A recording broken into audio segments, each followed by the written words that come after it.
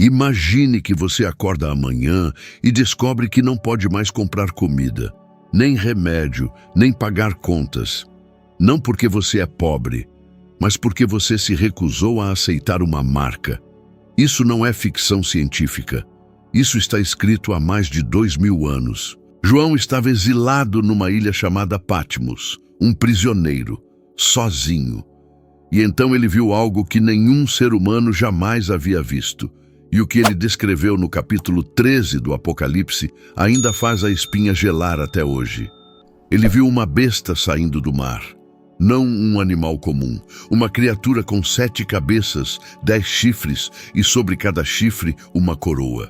Seu corpo parecia leopardo, suas patas eram de urso, sua boca era de leão.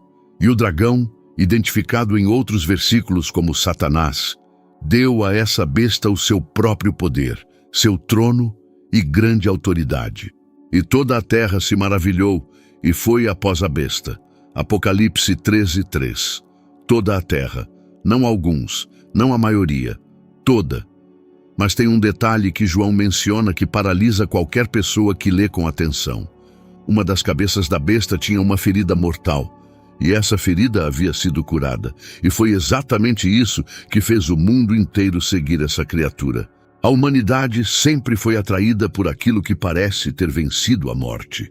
Ressurreições falsas, poder que parece sobrenatural. E João estava descrevendo algo que o mundo veria como um milagre, mas que na verdade era a maior ilusão da história. A besta abriu a boca e blasfemou contra Deus, contra o nome de Deus, contra o tabernáculo de Deus, contra os que habitam no céu, e recebeu poder para fazer guerra contra os santos e para vencê-los, e foi-lhe dado poder sobre toda tribo, língua e nação. Apocalipse 13:7. Não uma nação, não um continente, toda a nação. Então João viu uma segunda besta. Essa saiu da terra. Diferente da primeira, que era abertamente aterrorizante, essa segunda besta tinha chifres como cordeiro. Parecia mansa, parecia religiosa, parecia até boa, mas falava como dragão.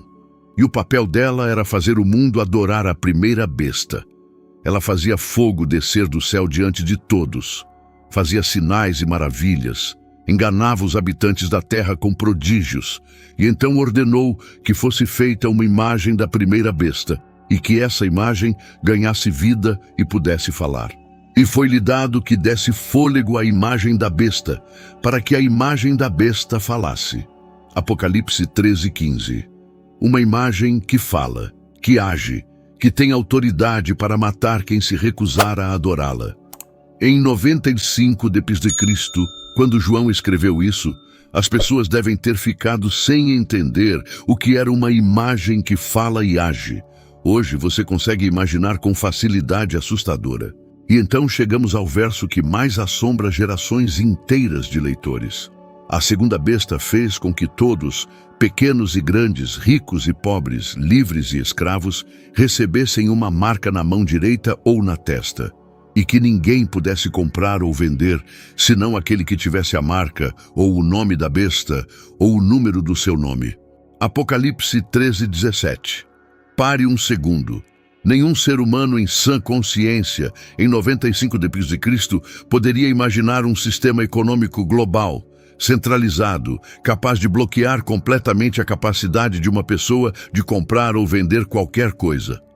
Sem banco, sem acesso, sem existência no sistema. Hoje, isso não só é possível, já existe infraestrutura para isso. Então João escreve uma frase que parece quase um código. Aqui a sabedoria. Aquele que tem entendimento, calcule o número da besta, porque é o número de um homem, e o seu número é 666.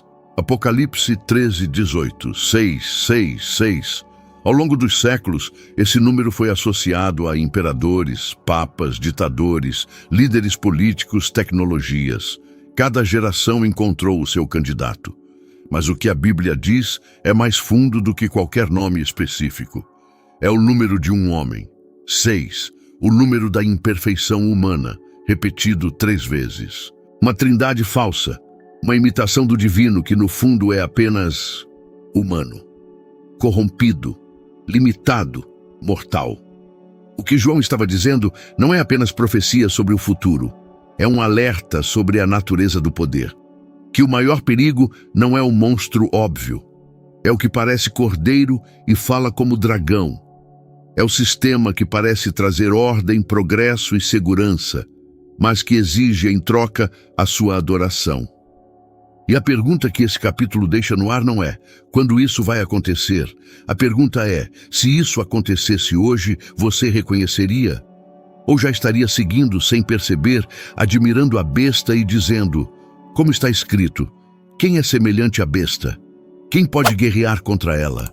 O relógio está andando. E o capítulo 13 do Apocalipse não é uma história de terror, é um mapa para quem tem olhos para ver.